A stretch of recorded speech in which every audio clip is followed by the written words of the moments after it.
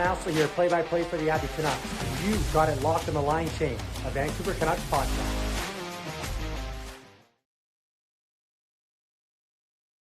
Tonight is the night, for the first time since the trade shook this franchise to its very core. The Vancouver Canucks are lining up across from their former captain, Quinn Hughes. Now, but as we watch him lead the Minnesota Wild, it forces us to answer a question we've been avoiding. What is Quinn Hughes' actual legacy in Vancouver? That is the question that we've all been avoiding. Let me know in the comments who your top 3 Canucks are of all time. Now, that being said, we need to get one thing straight. There is a massive difference between being the greatest Canuck and being the best Canuck. If we're talking greatness, loyalty, staying power, and playoff success, Hughes isn't even in the conversation with the likes of Trevor Linden or Henrik Sedin. He engineered his way out, and he only gave us 2 playoff runs. Now, but if we're talking about the best, the pure unadulterated on-ice ability to dominate a game, is there anyone who has ever done it better than 43? Better than Bure? Better than Luongo?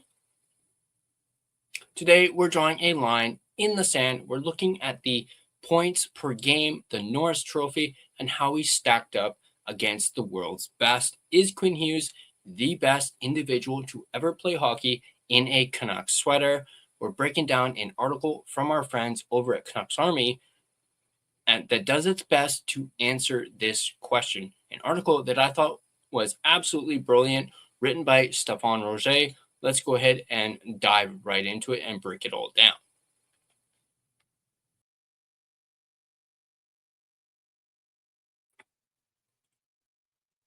So here we go. Here's the article. Of course, it's got the title here up at the top. Is Quinn Hughes the best Canuck of all time? They're, of course, doing their Hughes Week, a bunch of articles talking about Quinn Hughes. But I wanted to focus on this one because like I said, I thought this one was absolutely fascinating. The departure of now former captain Quinn Hughes has left plenty of room for debate about his long-term legacy with the Vancouver Canucks. We believe the time to argue over things like Ring of Honor or a theoretical Canuck Mount Rushmore is a little premature. Those sorts of arguments take time and retrospection. But other less definitive and more open-ended debates, like whether Hughes was the best Canuck of all time, can probably be made now, if not agreed upon by all.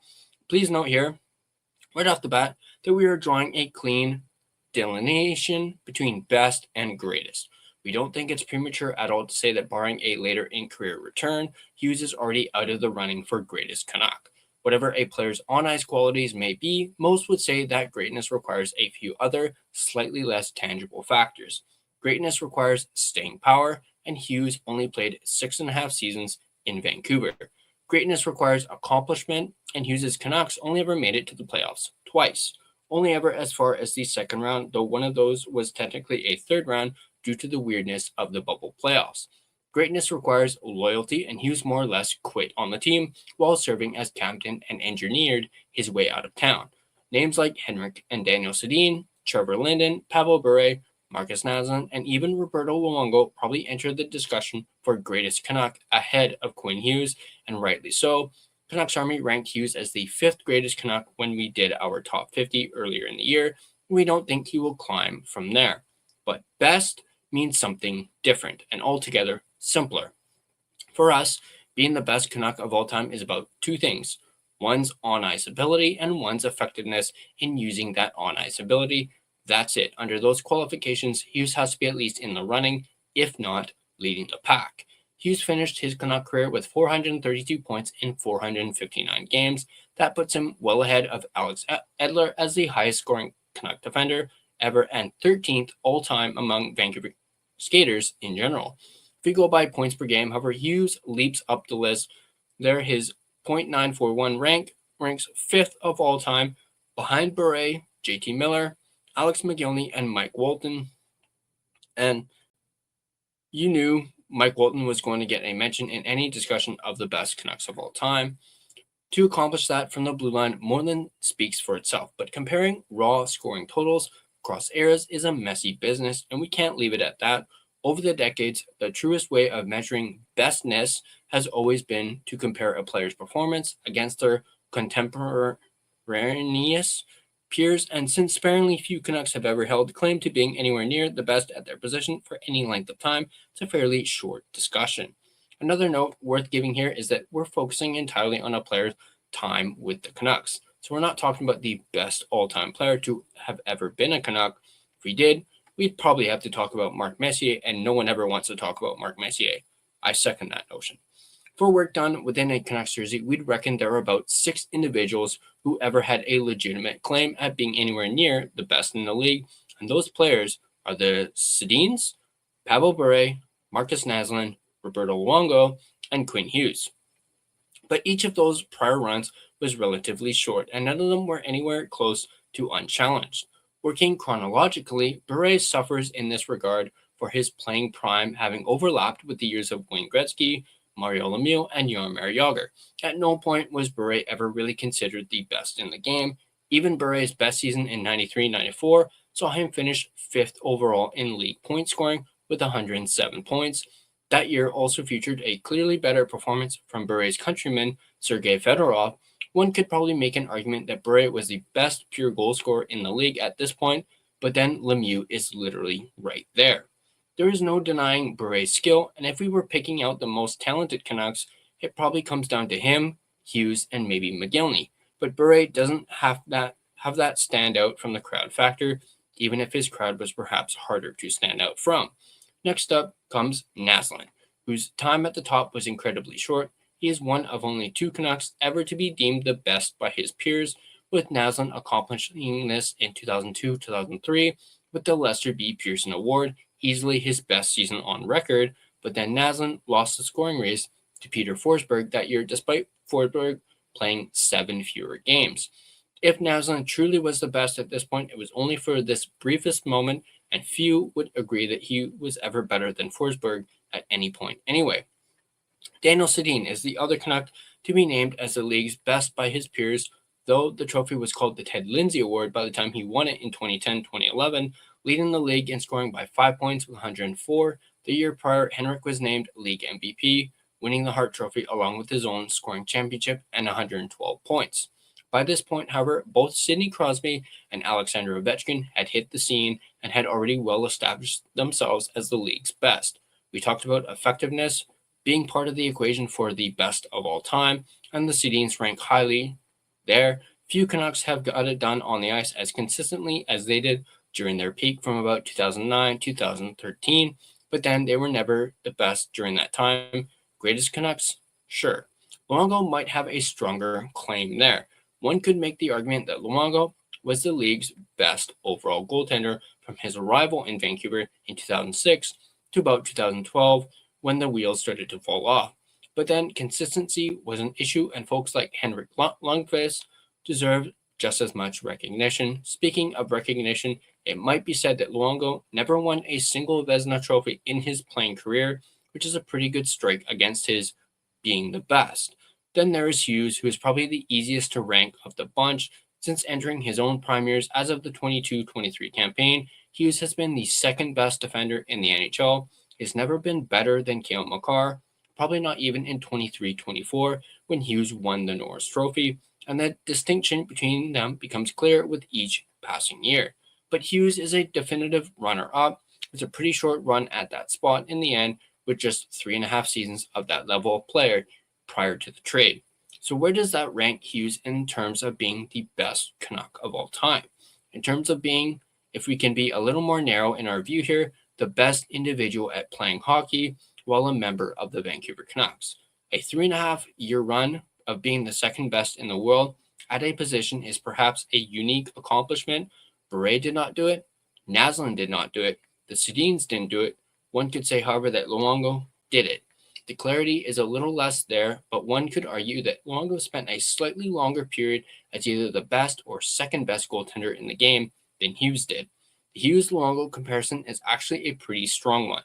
Both stood out amongst their peers at their position, while Canucks for a number of consecutive years, and both have harmed their long-term legacies through the manner of their exits. To name either as the best Canuck of all time probably leaves a sour taste in most mouths, but that's where the argument has led us. If we were to pick one of the two, it would be consistency versus accomplishment. Hughes had a lot less variance in his performance than did Luongo, but Luongo still managed to do more with his play and make more of a difference in the team's fortunes with it than Hughes ever did. It feels like a toss-up. One might say that we're talking highest highs, then it's only Naslund and the Sedin twins who have outright won awards that name them the best in the game, even if only for a brief moment in time. Luongo was nominated for the Hart once while a Canuck, but not Hughes. The highest Hughes ever finished in Hart voting was 7th in 23-24. For many, a longer run near the top outweighs a short, perhaps circumstantial, stint at the very top, but that's a personal preference.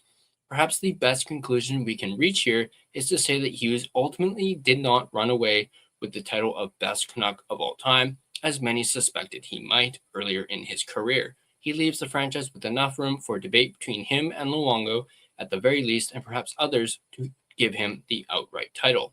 And maybe it's fitting that a franchise that has yet to see its best days has yet to find its own true all-time best. So there you go. There's the article.